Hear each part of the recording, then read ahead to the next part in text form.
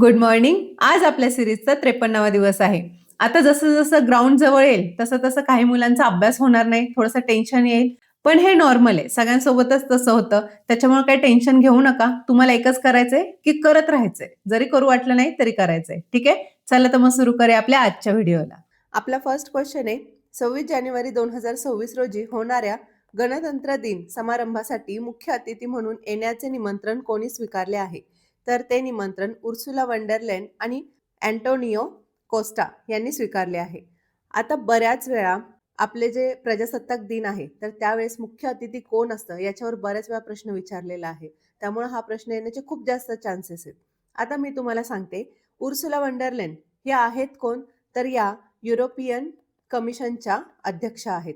आणि Antonio Costa हे कोण आहेत? तर हे युरोपियन काउन्सिलचे अध्यक्ष आहेत. आणि तुम्हाला माहिती आहे का, ही पहिलीच वेळ आहे जेव्हा युरोपियन युनियनचे दोन्हीही सर्वोच्च नेते एकाच वेळी प्रजासत्ताक दिनासाठी एकत्र मुख्य अतिथी म्हणून उपस्थित राहणार आहेत. आपला जो भारत आहे तो ह्यांना बोलवतो, पण त्याच्या मागे काहीतरी कारण असतं. आता या भेटी दरम्यान काय होणार आहे? भारत आणि युरोपियन युनियन यांच्यामध्ये मुक्त व्यापार करार याच्यावर चर्चा होण्याची शक्यता आहे. म्हणजेच काय? फ्री ट्रेड ॲग्रीमेंट याच्यावर करार होण्याची शक्यता आहे. आता तुम्हाला प्रश्न आहे, आताचा जो प्रजासत्ताक दिन आहे 26 जानेवारीला आपण सेलिब्रेट करणार आहोत, तर तो कितवा आहे हे तुम्ही मला सांगायचं आहे. ठीक आहे? चला बघूया पुढचा प्रश्न. भारतातील पहिला अधिकृत बालविवाह मुक्त जिल्हा कोणता आहे? तर तो आहे बालोद. आणि बालोद कुठे आहे? छत्तीसगडमध्ये. आता हे कोणत्या मोहिमेअंतर्गत झालं? तर बालविवाह मुक्त भारत अभियान या मोहिमेअंतर्गत झालं. आणि हे कधी सुरू झाली आहे ही मोहीम? तर ही मोहीम ऑक्टोबर 2022ला सुरू झाली आहे. आणि बालविवाह मुक्त भारत या अभियानाचे लक्ष्य काय आहे? की 2047 पर्यंत देश बालविवाह मुक्त करणे हे आहे. ठीक आहे? मग याच्या रिलेटेड आपल्या महाराष्ट्र शासनाने काय पावलं उचलली आहेत? तर महाराष्ट्रात सध्या 100 दिवसांची विशेष मोहीम राबवली जात आहे. मग ही विशेष मोहीम कधी सुरू झाली आहे? तर नोव्हेंबर 2025 ते 8 मार्च 2025 पर्यंत. आणि या मोहिमेमध्ये काय करणार आहे? तर या काळात जनजागृती करणार आहे, पुन्हा प्रतिज्ञा घेणार आहे, बालविवाह रोखण्यासाठी विशेष पथके नेमणे याच्यावर भर देणार आहेत. ठीक आहे? तर ही आपल्या महाराष्ट्रासाठी ही विशेष योजना तयार केली आहे. तुम्हाला लक्षात काय ठेवायचं आहे? की पहिला अधिकृत बालविवाह मुक्त जिल्हा कोणता झाला आहे? बालोद, छत्तीसगड. आणि बालविवाह रोखण्यासाठी एक हेल्पलाईन आहे. तर त्या हेल्पलाईनचा नंबर काय आहे? 1098. ती काय आहे? Child line. ठीक आहे? तुम्हाला प्रश्न कसाही विचारला तरी आला पाहिजे. चला पुढचा प्रश्न बघूया. बरं, आता तुम्हाला प्रश्न आहे की छत्तीसगडचे मुख्यमंत्री आणि राज्यपाल कोण आहे हे तुम्ही मला सांगायचंय. ठीक आहे? चला पुढचा प्रश्न बघूया. माहिती अधिकार अधिनियमाअंतर्गत मागवलेली माहिती एखाद्या व्यक्तीच्या जीवित व स्वातंत्र्याशी संबंधित असेल तर तशी माहिती विनंतीचा अर्ज मिळाल्यापासून किती कालावधीत देणे अपेक्षित आहे? तर 48 तास. मग हे कोणत्या कलमाअंतर्गत आहे? तर RTI ऍक्ट 2005 कलम 7(1) याच्या अंतर्गत जर मागवलेली माहिती एखाद्या व्यक्तीच्या जीवित व स्वातंत्र्याशी संबंधित असेल तर जनमाहिती अधिकाऱ्याला ती माहिती अर्ज मिळाल्यापासून 48 तासांच्या आत देणे बंधनकारक आहे. मग ही झाली जीवित व स्वातंत्र्याशी संबंधित माहिती. जर नॉर्मल सामान्य माहिती असेल तर सामान्य माहिती किती दिवसांच्या आत दिली पाहिजे? तर ती 30 दिवसांच्या आत दिली पाहिजे. जर ती माहिती त्रयस्थ पक्षाच्या संबंधित आहे, म्हणजेच काय? थर्ड पार्टीशी संबंधित आहे, तर ती माहिती किती दिवसात दिली पाहिजे? 40 दिवसात दिली पाहिजे. आणि जर अर्ज सहाय्यक जनमाहिती अधिकाऱ्याकडे दिला असेल तर 5 दिवस एक्स्ट्रा मिळतात. म्हणजे टोटल किती? 35 दिवसात तुम्हाला ती माहिती मिळू शकते. ठीक आहे? चला आता पुढचा प्रश्न. आता रिव्हिजन. आपण 2-3 दिवसापूर्वीच केंद्रीय माहिती आयुक्त यांच्याबद्दल माहिती पाहिली होती, बरोबर? मग तुम्हाला मला उत्तर द्यायचं आहे की केंद्रीय माहिती आयुक्त कोण आहेत? आणि हे काय आहे? रिव्हिजन क्वेश्चन आहे. चला पुढचा प्रश्न बघूया. आता आज आपण अर्थशास्त्राशी रिलेटेड क्वेश्चन बघणार आहोत, जे रिपीटेडली विचारले आहेत आणि येण्याचे चान्सेस आहेत. तर आपला पहिला प्रश्न आहे, कोणत्या शास्त्रज्ञाला अर्थशास्त्राचे जनक मानले जाते? आता हे सगळ्यांना माहित असेल. कोणाला म्हणलं जातं? तर ॲडम स्मिथ यांना अर्थशास्त्राचे जनक मानले जातात. मग तुम्हाला हे तर माहिती आहे, पण त्यांचा प्रसिद्ध ग्रंथ कोणता आहे हे माहिती आहे का? तर ॲडम स्मिथ यांचा प्रसिद्ध ग्रंथ इसवी सन 1776 रोजी तो प्रसिद्ध झाला आणि त्याचं नाव काय आहे? Wealth of nation. त्यांनी वेल्थ ऑफ नेशन हा जगप्रसिद्ध ग्रंथ लिहिला आहे. आता कोणत्या शास्त्रज्ञाला अर्थशास्त्राचे जनक मानले जाते हे सगळ्यांना माहिती आहे. हे असे सोपे प्रश्न आता विचारणार नाही. आता पोलीस भरतीची लेवल थोडी वाढली आहे. मग तुम्हाला विचारू शकतात की ॲडम स्मिथ यांनी कोणता ग्रंथ लिहिला आहे किंवा कधी लिहिला आहे, तर ते तुम्हाला माहिती पाहिजे. तसेच ॲडम स्मिथ यांनी अर्थशास्त्राची व्याख्या काय दिली आहे, की अर्थशास्त्र हे संपत्तीचे शास्त्र आहे, असं त्यांनी व्याख्या दिली आहे. आता अल्फ्रेड मार्शल ह्यांचं एक बुक प्रसिद्ध आहे, तर त्यांचं नाव काय आहे? Principles of economics. जर विचारलं तर तुमचा एकही मार्क गेला नाही पाहिजे. ठीक आहे. अल्फ्रेड मार्शल ह्यांचं हे पुस्तक प्रसिद्ध आहे. चला आता पुढचा प्रश्न बघूया. आता पुढचा प्रश्न आहे, भारतीय अर्थशास्त्राचे जनक म्हणून कोणाला ओळखले जाते? तर कोणाला ओळखले जाते? दादाभाई नौरोजी यांना. आता दादाभाई नौरोजी यांच्यावर समाज सुधारकांच्या वेळेस किंवा कोणत्या ना कोणत्या तरी प्रकारे यांच्यावर प्रश्न विचारलाच जातो. हे एक्झामिनरचे फेवरेट आहेत, त्यामुळे यांच्यावर प्रश्न येण्याचे खूप जास्त चान्सेस आहेत. आता दादाभाई नौरोजी यांना अर्थशास्त्राचे जनक असे का म्हणतात? कारण त्यांनी आपला जो एक ग्रंथ लिहिला आहे, कोणता लिहिला आहे? Poverty and un British rule in India.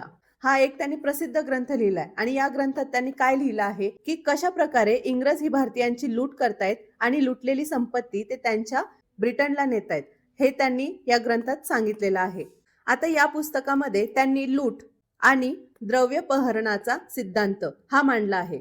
आता हा सिद्धांत काय आहे? त्यांनी या पुस्तकामध्ये सांगितलं आहे की कशा प्रकारे इंग्रज हे भारतीयांना लुटत आहे आणि लुटलेली संपत्ती ब्रिटनला नेत आहे. हे सर्व त्यांनी ह्या प्रसिद्ध ग्रंथात मांडलं आहे आणि त्यालाच लूट किंवा द्रव्यपहरणाचा सिद्धांत असे म्हटलं आहे. ठीक आहे. तसेच दादाभाई नौरोजी हे पहिले भारतीय आहेत ज्यांनी 1876 मध्ये भारताचे नॅशनल इन्कम म्हणजेच काय राष्ट्रीय उत्पन्न मोजण्याचा प्रयत्न केला होता. त्यामुळे तुम्हाला याच्यावरही प्रश्न विचारू शकतात. ठीक आहे. दादाभाई नौरोजी यांना भारताचे पितामह म्हणून ओळखले जाते आणि हा बऱ्याच वेळा प्रश्न विचारलेला आहे. ठीक आहे. तर लक्षात ठेवा, पितामह कोण आहेत भारताचे? तर दादाभाई नौरोजी. आता आपण ऑप्शन मध्ये बघूया, राजा राममोहन राय. आता ह्यांच्याबद्दल आपण बऱ्याच वेळा पाहिलं आहे. यांना भारतीय प्रबोधनाचे जनक असे म्हणतात. ठीक आहे. आता अमर्त्य सेन यांना 1998 मध्ये अर्थशास्त्राचा नोबेल पुरस्कार मिळालेला आहे. त्यामुळे हे व्यवस्थित लिहून ठेवा, मी जे सांगते त्याचे शॉर्ट नोट काढा. आणि गोपाळ कृष्ण गोखले, आता ह्यांच्याबद्दल सुद्धा आपण बऱ्याच वेळा पाहिलं आहे. यांना महात्मा गांधींचे राजकीय गुरु असे मानले जाते आणि गांधीजींनी त्यांच्यावर धर्मात्मा गोखले हे पुस्तकही लिहिलेले आहे. तुम्हाला प्रश्न विचारू शकतात की धर्मात्मा गोखले हे पुस्तक कोणी लिहिले आहे? महात्मा गांधींनी लिहिले आहे. आणि कोणावर लिहिले आहे? तर गोपाळ कृष्ण गोखले यांच्यावर लिहिलेलं आहे. ठीक आहे. चला पुढचा प्रश्न बघूया. आता आपल्या रिव्हिजनचा क्वेश्चन, आपण याच्यावर प्रश्न पाहिला होता. मी तुम्हाला प्रश्न विचारते की या वर्षीचा अर्थशास्त्रामधला नोबेल पुरस्कार कोणाला मिळालेला आहे? याचं उत्तर तुम्ही मला सांगायचं आहे. ठीक आहे. 2025चा. यावर आपण डिटेलमध्ये माहिती पाहिलेली आहे. चला पुढचा प्रश्न बघूया. कर प्रणाली अंतर्गत विभिन्न वस्तू यांच्यावर लागणाऱ्या कराचा दर कोण ठरवतात? तर कोण ठरवतं? GST council ठरवतं. आता बऱ्याच जणांना असं वाटतं की केंद्र सरकार हे उत्तर आहे, पण केंद्र सरकार एकटं दर ठरवू शकत नाही. आता जीएसटी काउन्सिल हे भारतात जीएसटी प्रणाली अंतर्गत वेगवेगळ्या वस्तूंवर कोणता कर लादायचा, तसेच त्याचे दर काय असतील हे ठरवण्याचे सर्व अधिकार हे जीएसटी काउन्सिलला असतात. आता जीएसटी काउन्सिलची स्थापना कधी झाली आहे? 2016ला झाली आहे. आणि कोणत्या कलमाअंतर्गत झाली आहे? तर कलम 279A यानुसार राष्ट्रपतींनी जीएसटी काउन्सिलची स्थापना केली आहे. मग तुम्हाला प्रश्न विचारू शकतात की जीएसटी काउन्सिलचे अध्यक्ष कोण आहेत? तर अध्यक्ष कोण असतात? जीएसटी काउन्सिलचे अध्यक्ष हे नेहमी केंद्रीय अर्थमंत्री असतात. आणि जीएसटी काउन्सिलचे सदस्य कोण असतात? तर सदस्य कोण असतात? सर्व राज्यांचे अर्थमंत्री हे जीएसटी काउन्सिलचे सदस्य असतात. ठीक आहे. आता तुमच्यासाठी प्रश्न आहे, जीएसटी कधी लागू झाला? ठीक आहे, सांगायचंय सगळ्यांनी. चला पुढचा प्रश्न बघूया. पुढचा प्रश्न आहे, भारताने डॅश डॅश साली आपल्या अर्थव्यवस्थेचे जागतिकीकरण केले. तर कधी केले? 1991 साली. भारताने 24 जुलै 1991ला आपल्या अर्थव्यवस्थेचे जागतिकीकरण केले आहे. आणि हा जो निर्णय घेतला त्यावेळेस आपल्या भारताचे पंतप्रधान होते नरसिंह राव आणि अर्थमंत्री होते मनमोहन सिंग. आणि याच्यामुळे यालाच राव मनमोहन मॉडेल असेही म्हटले जाते. ठीक आहे. तुम्हाला जर प्रश्न विचारला असं का म्हटले जाते तर तुम्हाला आलं पाहिजे. आता या धोरणाला एलपीजी मॉडेल असेही म्हटले जातं. आता एलपीजी मॉडेल म्हणजे काय? एल म्हणजे लिबरलायझेशन, पी म्हणजे प्रायव्हेटायझेशन आणि जी म्हणजे ग्लोबलायझेशन. यालाच मराठीमध्ये काय म्हणतात? लिबरलायझेशन म्हणजेच उदारीकरण, प्रायव्हेटायझेशन म्हणजेच काय? खाजगीकरण आणि ग्लोबलायझेशन म्हणजेच जागतिकीकरण असेही म्हणतात. आता 1991ला अर्थव्यवस्थेचे जागतिकीकरण का केले? कारण 1991ला आपल्या भारतामध्ये परकीय चलनाचा खूप जास्त मोठ्या प्रमाणात तुटवडा होता. म्हणजे 3 आठवड्यापुरतं पुरेल एवढंच परकीय चलन उपलब्ध होतं. मग आपल्या भारताला आर्थिक संकटातून वाचवण्यासाठी, अर्थव्यवस्थेला गती देण्यासाठी 1991ला अर्थव्यवस्थेचे जागतिकीकरण झाले. ठीक आहे. आत्ताच 26 डिसेंबरला मनमोहन सिंग यांचा पहिला स्मृतिदिन होता. ठीक आहे. चला आता पुढचा प्रश्न बघूया. जागतिक व्यापाराचे नियमन करणारी आंतरराष्ट्रीय संस्था खालीलपैकी कोणती आहे? तर ती आहे वर्ल्ड ट्रेड ऑर्गनायझेशन. ही जागतिक व्यापार संघटना आहे. ह्याची स्थापना कधी झाली आहे? तर 1 जानेवारी 1995ला ह्याची स्थापना झाली आहे. मग तुम्हाला याचं हेडक्वार्टर सुद्धा विचारू शकतात की ह्याचं मुख्यालय कुठे आहे? तर ह्याचं हेडक्वार्टर हे जेनेवा, स्वित्झर्लंड येथे आहे. मग वर्ल्ड ट्रेड ऑर्गनायझेशन ह्याचं कार्य काय आहे? तर हे देशातील व्यापाराचे नियमन करते आणि व्यापारी तंटे सोडवते, तसेच मुक्त व्यापाराला चालना देते. मग आपण ऑप्शन मधले बघूया. IMF हे काय करते? तर देशांचा व्यवहार सांभाळते आणि त्यांना कर्ज देते. पुढचं आहे युनायटेड नेशन सिक्युरिटी काउन्सिल. हे काय करतं? हे जागतिक शांतता आणि सुरक्षा राखण्याचं काम करतं. आणि शेवटचं आहे इंटरनॅशनल फायनान्शियल काउन्सिल. हे काय करतं? तर हे खाजगी क्षेत्राला वित्त पुरवठा करतं, म्हणजेच काय? प्रायव्हेट लोकांना. आपला पुढचा प्रश्न आहे, जर कुणाला शेअर बाजारात उलाढाल करायची असल्यास त्या व्यक्तीचे डॅश डॅश खाते असायलाच हवे. तर कोणते खाते पाहिजे? डीमॅट खाते पाहिजे. मग डीमॅट अकाउंट म्हणजे काय? की जसं आपण बँकेत पैसे ठेवतो तसं शेअर बाजारात गुंतवणूक करण्यासाठी घेतलेले शेअर्स, पुन्हा बॉन्ड्स, म्युच्युअल फंड्स हे काय करतात? इलेक्ट्रॉनिक स्वरूपात ठेवले जाते. मग ते इलेक्ट्रॉनिक स्वरूपात ठेवण्यासाठी डीमॅट अकाउंटचा यूज होतो. ठीक आहे. आता बचत खाते, सेव्हिंग अकाउंट, हे तर सगळ्यांना माहिती आहे. सेव्हिंग्ज अकाउंट कशासाठी वापरतो आपण? तर पैसे साठवण्यासाठी. आणि हे नॉर्मल लोक काढू शकतात. ह्याच्यावर आपल्याला काय? थोडेफार इंटरेस्ट रेट मिळतो. पुढचं आहे चालू खाते. यालाच काय म्हणतात? Current account. करंट अकाउंट हे कोणासाठी असतं? जे दुकानदार आहेत, कंपन्या आहेत, हे त्यांचे डेली ट्रान्झॅक्शनसाठी पैसे चालू खात्यात ठेवतात आणि याच्यावर कोणत्याही प्रकारचा इंटरेस्ट रेट नसतो. तुम्हाला याच्यावर प्रश्न विचारू शकतात. मागे सुद्धा विचारला आहे की इंटरेस्ट रेट 0% किंवा कोणत्या खात्याला इंटरेस्ट मिळत नाही. तर ते आहे चालू खाते म्हणजेच करंट अकाउंट. आणि संयुक्त खाते. संयुक्त म्हणजेच काय? Joint account.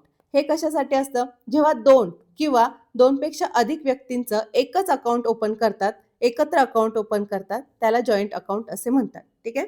पुढचा प्रश्न बघूया. RBI कडून व्यापारी बँकांना अल्प मुदतीसाठी कर्ज दिले जाते. त्या कर्जावर आकारला जाणारा व्याजदर कोणता? तर तो आहे रेपो रेट. रेपो रेट म्हणजे काय? की जेव्हा व्यापारी बँका आहेत त्यांना पैशांची कमतरता भासते, मग तेव्हा ते कमतरता पूर्ण करण्यासाठी काय करतात? RBI कडे पैसे मागतात. मग RBI काय म्हणते? मी तुम्हाला पैसे देतो, पण तुम्हाला काय करावं लागेल? तुम्हाला मला त्याच्यावर इंटरेस्ट रेट द्यावा लागेल किंवा काही थोडाफार इंटरेस्ट द्यावा लागेल.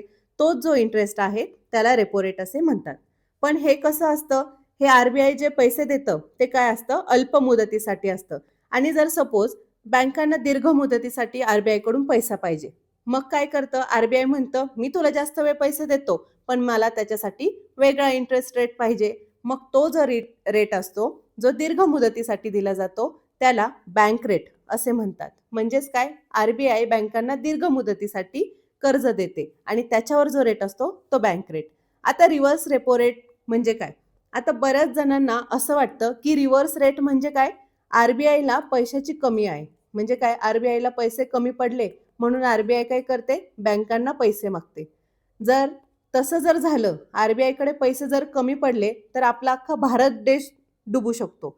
म्हणजेच काय? की RBIला पैशाची कमी पडत नाही.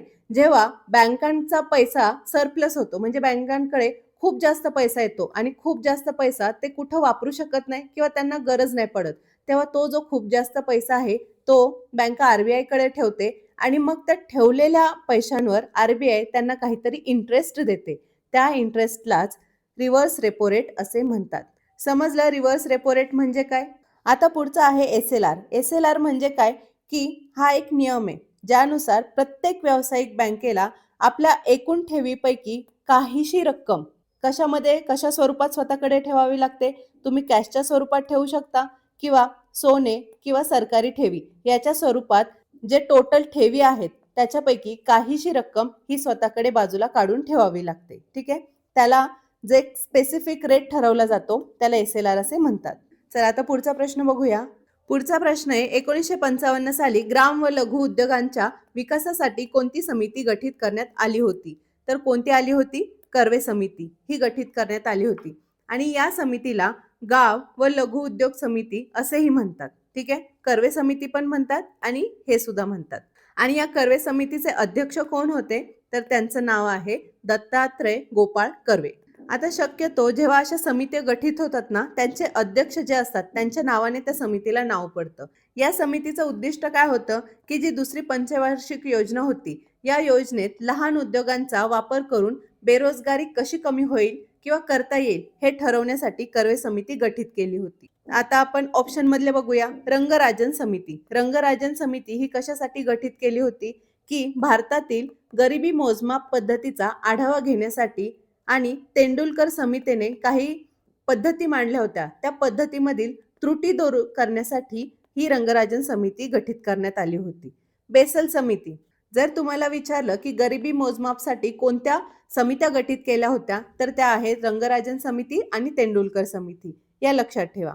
आता शेवटचा आहे नरसिंहन समिती. या समितीच्या शिफारसीने RRBची स्थापना झाली. RRB म्हणजेच काय? प्रादेशिक ग्रामीण बँकांची स्थापना झाली.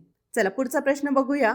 हे नियोजन आयोगाचे पहिले अध्यक्ष होते. कोण होते? पंडित जवाहरलाल नेहरू हे नियोजन आयोगाचे पहिले अध्यक्ष होते. आणि नियोजन आयोगाचे अध्यक्ष हे नेहमी देशाचे पंतप्रधान असतात. पण 1 जानेवारी 2015 नियोजन आयोग बरखास्त करून त्या जागी नीती आयोगाची स्थापना करण्यात आली. आणि नीती आयोगाचे अध्यक्ष कोण असतात? पंतप्रधान असतात. नियोजन आयोगाने टोटल 12 पंचवार्षिक योजना राबवलेल्या आहेत. पहिली पंचवार्षिक योजना कधी सुरू झाली? तर ती 1951 ते 1956 पर्यंत पहिली पंचवार्षिक योजना होती. याचं उद्दिष्ट काय होतं?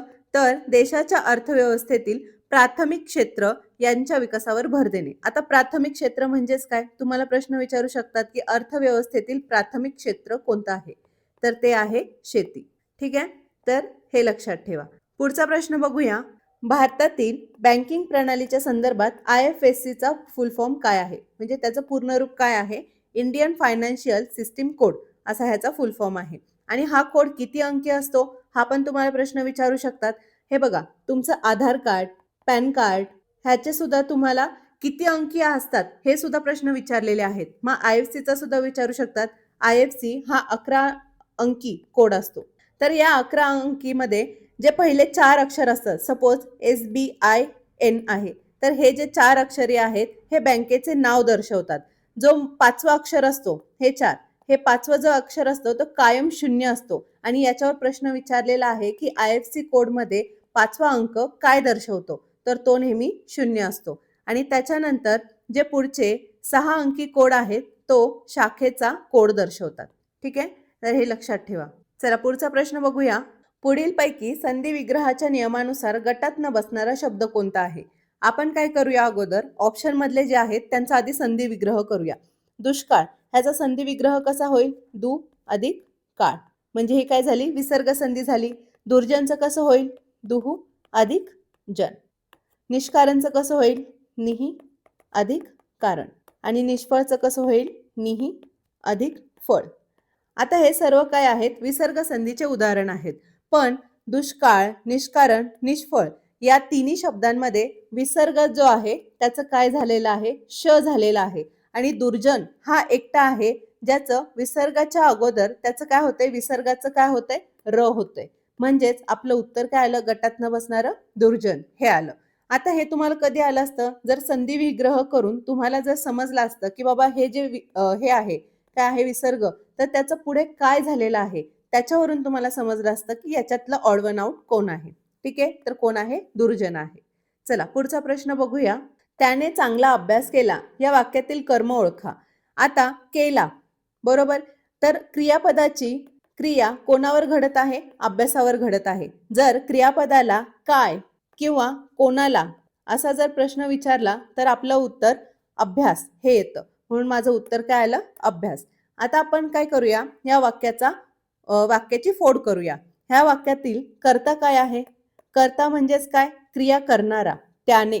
म्हणून माझा कर्ता काय आला? त्याने. कर्म, कर्म काय आहे? अभ्यास. ज्याच्यावर क्रिया घडली तो.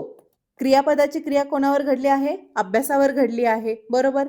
काय केला? अभ्यास केला. कोणाला केला? अभ्यास केला. असंच होतं, म्हणजे चांगला अभ्यास केला. पुन्हा क्रियापद काय आहे? क्रियापद आहे केला, जसं आता सांगितलं. आणि या वाक्यात एक आणखी शब्द ऍड आहे, तो म्हणजे विशेषण. विशेषण काय आहे? चांगला. जर मी बोलले असते त्याने अभ्यास केला तरी चाललं असतं, पण मी चांगला हे लावून काय केलं? विशेषण दिलं, आणि म्हणून वाक्यात विशेषणही ऍड झालं. ठीक आहे. चला पुढचा प्रश्न बघूया. खालील वाक्यातील क्रियापद ओळखा. तू त्या राजपुत्राला वर. वर हे काय आहे? क्रियापद आहे.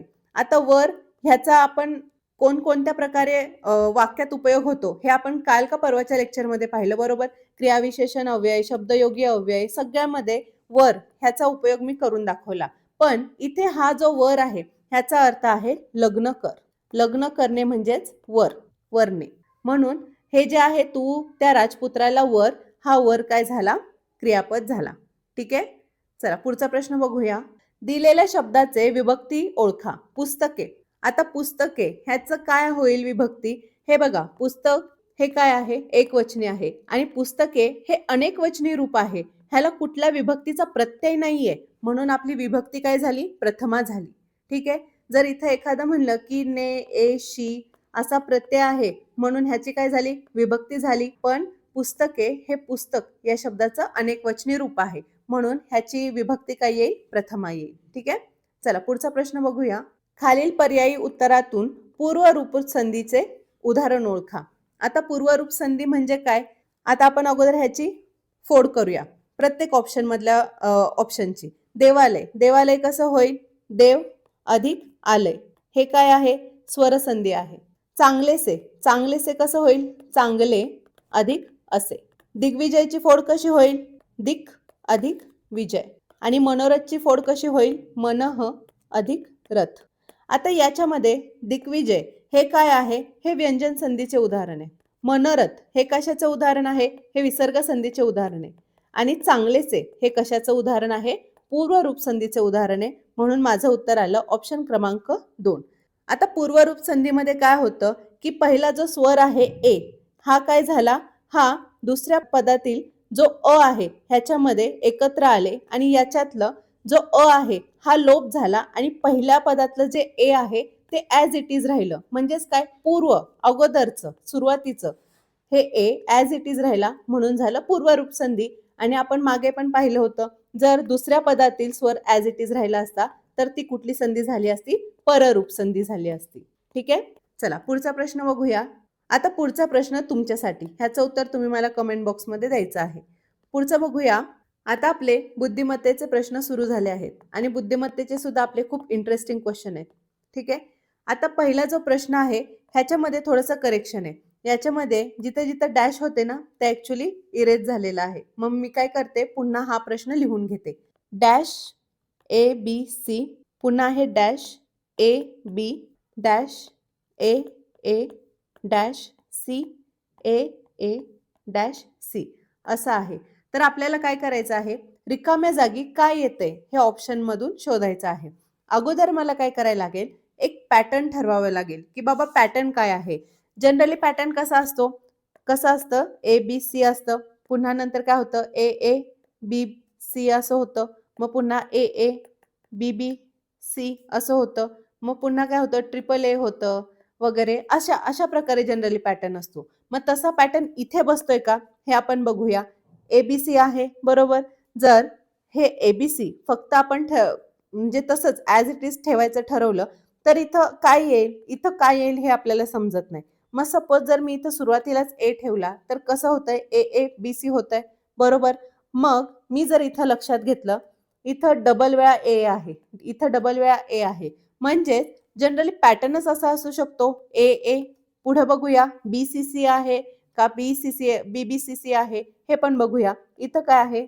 सपोज इथं मी सी ठेवला तर पुन्हा इथं काय होतंय? ए बी होतंय, म्हणजेच काय? इथं पुन्हा ए बसू शकतो.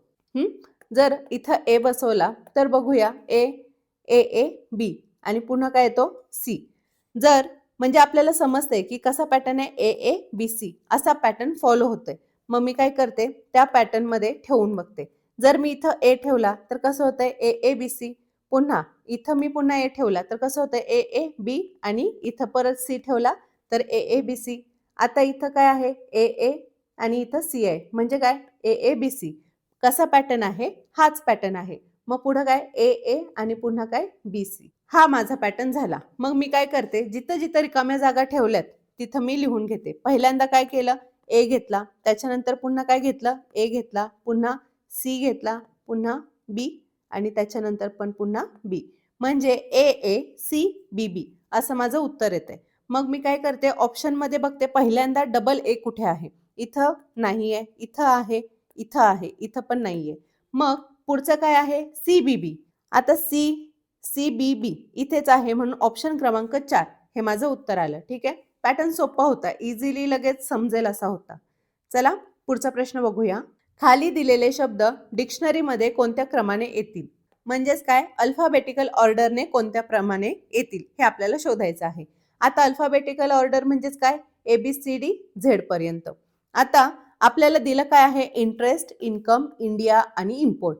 मी काय करते हे लिहून घेते. का कारण सगळ्यांचं पहिलं जे अक्षर आहे ते काय आहे आय आहे. दुसरं जे अक्षर आहे इथं एन आहे इथं एन आहे इथं एन आहे आणि इथं एम आहे म्हणजे एम अगोदर येतो बरोबर. म्हणजे मला पहिला भेटलं कुठला आहे पहिला इम्पोर्ट कारण एम नंतर एन येतो म्हणून माझा पहिला काय आला इम्पोर्ट आला. बरं इम्पोर्ट हा रेसमधून बाहेर पडला. आता खाली काय राहत आहेत इंटरेस्ट INTEREST पुन्हा काय आहे इन्कम आणि शेवटी काय आहे इंडिया. आता याच्यामध्ये बघायला गेलं तर पहिले जे दोन आहेत हे काय आहेत कॉमनच आहेत. आता आपण काय करूया पहिले दोन कॉमन आहेत मग आपण पुढच्या कुठला आहे लेटर त्याच्यावर जाऊया. इथं टी आहे इथं सी आहे इथं डी आहे. आता अल्फाबेटिकली सी अगोदर येतो बरोबर ABC म्हणून माझं दुसरं काय आलं दुसरं आलं इन्कम. ठीक आहे. आता हा गेला रेसमधून बाहेर. पुढे काय राहिला डी आणि टी. ऑब्विसली सी नंतर डी येतो म्हणजे माझं तिसरं काय आलं इंडिया आणि चौथं काय आलं इंटरेस्ट. म्हणजेच माझं अल्फाबेटिकल ऑर्डर कशी झाली आहे डी इम्पोर्ट पहिला काय आहे हा आहे डी इन्कम काय आहे बी इंडिया कितवा आहे सी आणि इंटरेस्ट आहे ए. म्हणजे DBCA या पॅटर्ननी माझं उत्तर येत आहे DBCA. ऑप्शन क्रमांक 2 हे माझं उत्तर आलं. समजलं. आपण ह्याच्यावरचे प्रश्न अगोदर पण घेतले होते. खाली दिलेल्या श्रेणीतील पॅटर्न शोधा आणि त्यानुसार प्रश्नांची उत्तरे द्या. आता आपल्याला काय दिलं आहे XYZ असं दिलेलं आहे आणि आपल्याला पॅटर्न शोधायला फक्त एवढेच आहेत. मग काय आहे तो पॅटर्न तो आपण अगोदर शोधूया मग आपण उत्तर काढूया. ठीक आहे. X 168 172 145 Y आणि Z.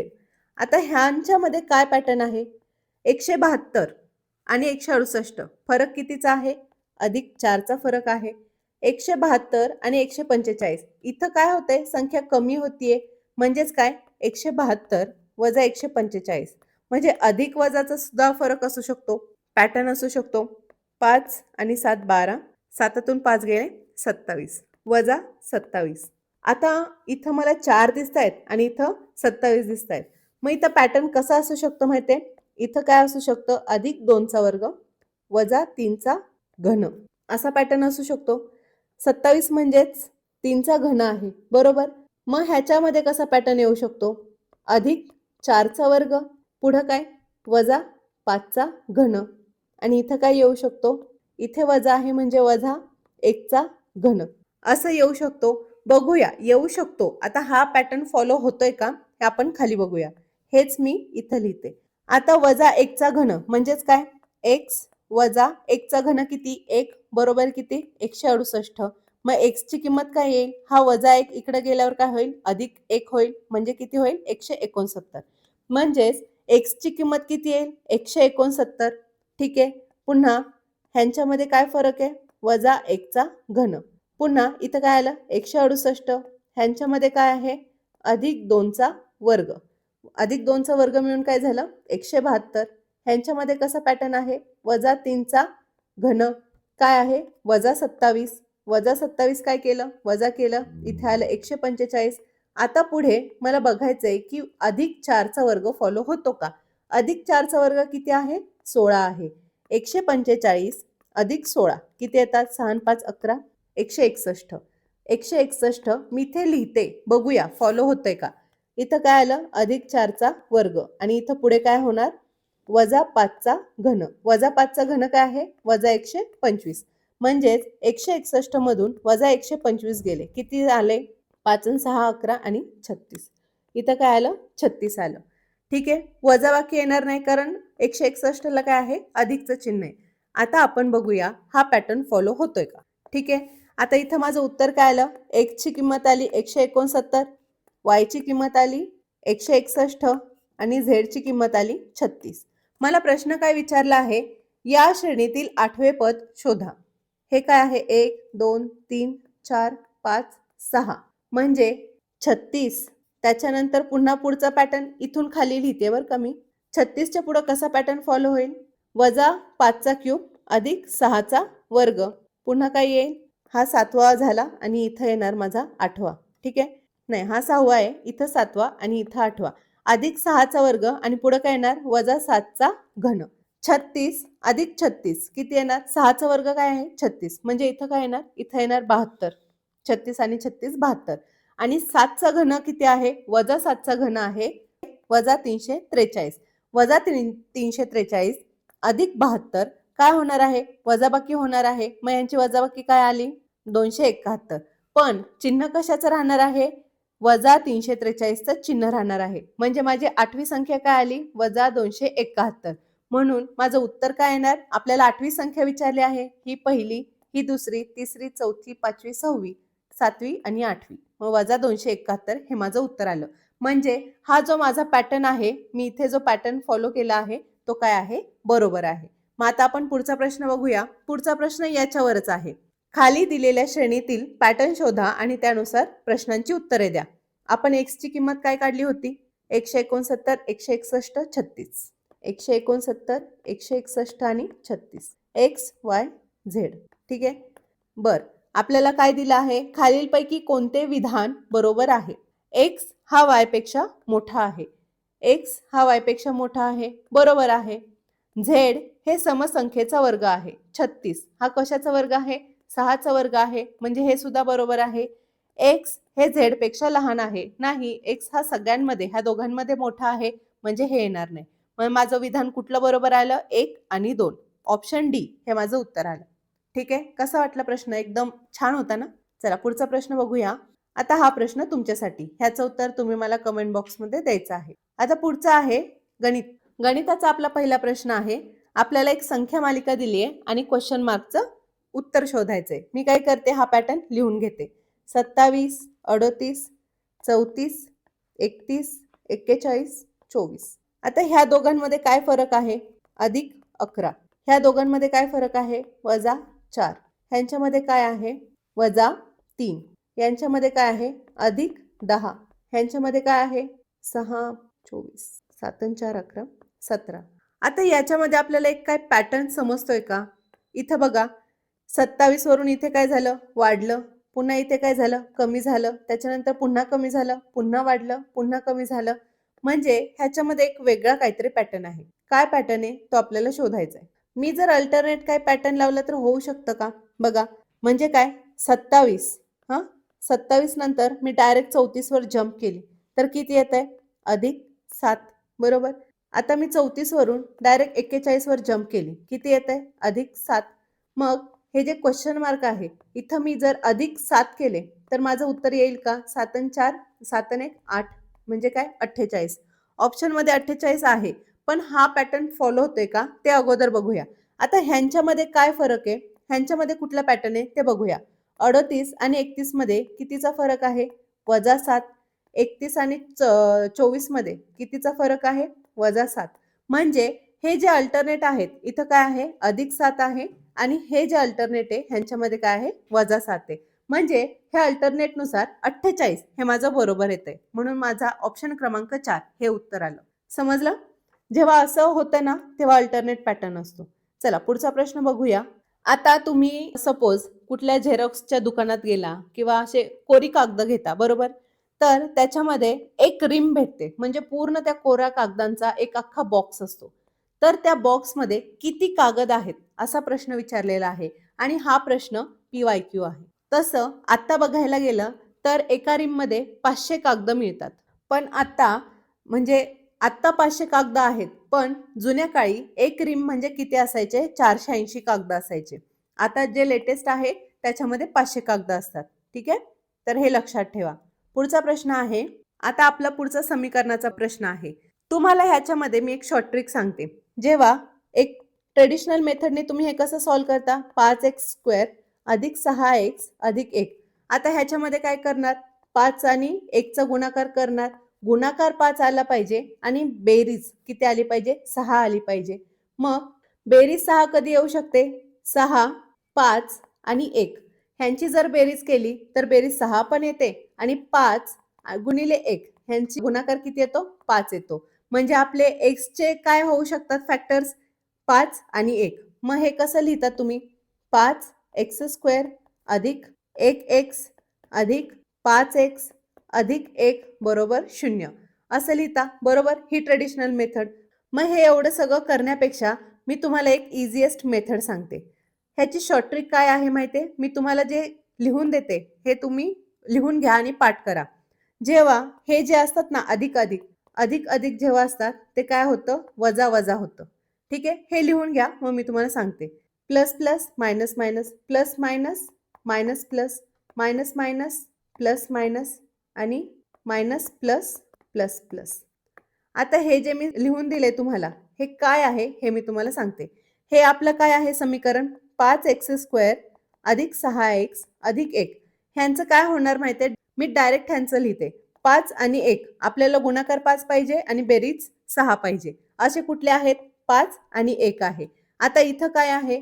इथं अधिक अधिक आहे, म्हणजे काय येणार? दोन्हीला हे जे आहेत आपले रूट्स त्याला काय येणार? चिन्ह वजा वजा, म्हणजे वजा 5 वजा 1. बस एवढंच फक्त. एका ह्याच्यात तुमचं उत्तर आलं, एवढंच फक्त. खाली काय आहे? 100y² अधिक 25y अधिक 1. आता मला काय पाहिजे? गुणाकार हा 100 पाहिजे आणि बेरीज काय पाहिजे? 25 पाहिजे. आता हे कसं होऊ शकतं? 20 पंचे 100 बरोबर? 20 आणि 5 ह्यांचं गुणाकार केलं तर 100 येतं, ह्यांची ऍडिशन केली तर 25 येतं. मग मी काय करते? अगोदर इथं 20 आणि 5 हे लिहून घेते. हे काय झाले? या समीकरणाचे हे रूट्स झाले. मग ह्यांना मी कुठली चिन्ह देणार? अधिक अधिक म्हणजे काय आहे? वजा वजा. मग मी काय येणार? वजा 20 वजा 5. ठीक आहे? एवढं समजलं? ही आहे शॉर्ट ट्रिक आणि हे आहे शॉर्ट ट्रिकचे चिन्ह. जर समीकरणामध्ये अधिक अधिक असेल तर त्यांच्या रूट्सचे चिन्ह ही वजा वजा असणार. जर अधिक वजा असेल तर वजा अधिक असणार. ठीक आहे? हे पाठ करून ठेवा. माझं पाठ झालंय. आता आपल्याला काय शोधायचं आहे की ही आहे x ची व्हॅल्यू, ही आहे y ची व्हॅल्यू. तर x आणि y मध्ये काय संबंध आहे हे बघूया. मी खाली लिहून घेते. वजा 1 वजा 5 वजा 1 वजा 20 वजा 5. आता वजा 5 हा वजा 20 पेक्षा कसा आहे? मोठा आहे. का मोठा आहे? कारण आपण ती संख्या स्केल बघितली होते, बरोबर? इकडचे जे चिन्ह आहेत ते काय आहेत? वजा वजा. इकडचे आहेत अधिक अधिक. वजा 20 इकडे कुठेतरी असेल, वजा 5 इकडे असेल, बरोबर? असं इकडे वाढत जातं, म्हणजे वजा 5 हा मोठा आहे. म्हणून हे काय झालं? इथं पहिल्या ह्याच्यामध्ये x याच्यामध्ये वजा 5 हा काय आहे? वजा 20 पेक्षा मोठा आहे. पुढे वजा 1 आणि वजा 20 काय आहे? वजा 1 सुद्धा काय आहे? वजा 20 पेक्षा मोठा आहे. म्हणजे इथं काय होतंय? x हा y पेक्षा मोठा आहे. आता वजा 5 बघूया. वजा 5 आणि वजा 5 हे काय आहे? एकमेकांच्या बरोबर आहे. पण हा वजा 1 आणि वजा 5 हे काय आहे? वजा 1 हा मोठा आहे. म्हणजे इथं काय होतंय? इथं हे दोघं जण इक्वल्स टू होत आहेत, पण इथे वरचा जो 1 आहे तो काय आहे? मोठा आहे. म्हणून आपल्याला कसं मिळतंय? x हा काय आहे? y पेक्षा मोठा आहे, बरोबर? इथे मोठा, इथे मोठा, इथे मोठा, पण इथे इक्वल आहे. म्हणून मी काय करते? x हा y पेक्षा मोठा किंवा बरोबर आहे. मग माझं उत्तर काय येणार? x is greater than equals to y. ठीक आहे? तुम्हाला हे पहिल्यांदा बघत असाल तर थोडं अवघड वाटेल, पण ह्याची प्रॅक्टिस केली तर तुम्हाला येऊन जाईल. चला पुढचा प्रश्न बघूया. 1 नॅनोमीटर म्हणजे किती? 1 नॅनोमीटर म्हणजे 1 गुणिले 10 चा वजा 9वा घात, म्हणजे ते 0 0 असं 0 0 0 आणि 1 असं. म्हणजे असा 10चा वजा 9वा घात. ठीक आहे. चला पुढचा प्रश्न बघूया. एका चौरसाकृती बागेची एक बाजू 10 मीटर आहे. बागेला तारेचे कुंपण घालायचे आहे. तर 8 रुपये मीटर प्रमाणे किंमत असल्यास तारेचे कुंपण घालण्यासाठी एकूण किती खर्च येईल? आता चौरसाकृती बागेची एक बाजू किती आहे? 10 मीटर आहे. चौरसाच्या चारही बाजू काय असतात? समान असतात. बरोबर. म्हणून ए बरोबर 10 मीटर. आता तारेचं कुंपण घालायचंय. बरोबर. जर तारेचं कुंपण घालायचं असेल तर आपल्याला त्या बागेची काय काढायला लागेल? परिमिती काढायला लागेल. आणि बाग कशी आहे? चौरस आहे. मग परिमिती काय येणार? 4 गुणिले ए. बरोबर. हा परिमितीचा चौरसाच्या परिमितीचा फॉर्म्युला आहे. 4 गुणिले ए किती आहे? 10 आहे. ठीक आहे. 10 चौक 40 मीटर. पुढे काय आहे? 8 रुपये प्रमाणे मीटर आहे. म्हणजेच काय? 40 मीटर आहे. ह्याला 8 रुपये प्रमाणे आपल्याला कुंपण घालायचंय. पण कसं घालायचंय? दुहेरी कुंपण घालायचंय. म्हणजे एकदा मी अशी तार लावली तर आणखी एकदा त्याच्यावर अशी तार लावायची. म्हणून काय करणार? गुणिले 2. मग माझं उत्तर किती येणार? 8 दुने 16 आणि 16 चौक 64. म्हणजे माझे किती रुपये लागणार मला? 640 रुपये. ठीक आहे. समजलं? सोपं होतं. चला पुढचा प्रश्न बघूया.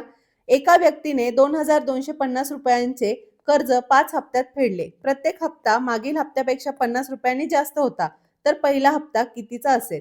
आता ह्याच्यात मी काही म्हणजे असं जास्त किचकट नाही करणार. तुम्हाला जर x प्लस 50 असं जर करायचं असेल तर करा. मी काय करणार? मी डायरेक्ट ऑप्शनने जाणार. आपला पहिला ऑप्शन काय आहे? 250. जर पहिला हप्ता 250चा असेल तर पुढचा हप्ता कितीचा असेल? 300चा असेल. त्याच्या पुढचा किती असेल? 350. त्याच्या पुढे 400 आणि पुढे आहे 450. हे किती झाले? 5 हप्ते झाले. मी काय करणार? ह्यांची बेरीज किती आली पाहिजे माझी? 250 आली पाहिजे. येते का? 300 आणि 400 किती? 700. 300 आणि 400 700 आणि पुढं 800 आणि पुन्हा 250. 8 आणि 2 10 7 1750 येते. म्हणजे हे उत्तर येणार नाही. म्हणजेच काय की माझं 250च्या जास्त पाहिजे. 150 पण येणार नाही. मग आता 400 बघूया. 400च्या अगोदर मी 350 बघते. कारण मला असं वाटतं 400ने जास्त जाईल. जर पहिला हप्ता 350चा असेल तर पुढचा कितीचा असेल? 400. बरोबर. म्हणजे इथून पुढं 350च्या पुढे. म्हणजे कसं? इथून पुढे. इथून पुढे 350 अधिक 400 अधिक 450 अधिक 500 अधिक 550. ठीक आहे. 400 500 900 ह्या दोघांची बेरीज 1000 आणि हे 350. 0 5 9 3 12 हातचा 2 2250. म्हणजे माझं उत्तर काय आलं? 350. ठीक आहे. समजलं? असं ऑप्शन वाईज गेलं तर तुमचं लवकर उत्तर येईल. पुढचा प्रश्न बघूया. पुढचा प्रश्न तुमच्यासाठी ह्याचं उत्तर तुम्ही मला कमेंट बॉक्समध्ये द्या. भेटूया उद्याच्या व्हिडिओमध्ये.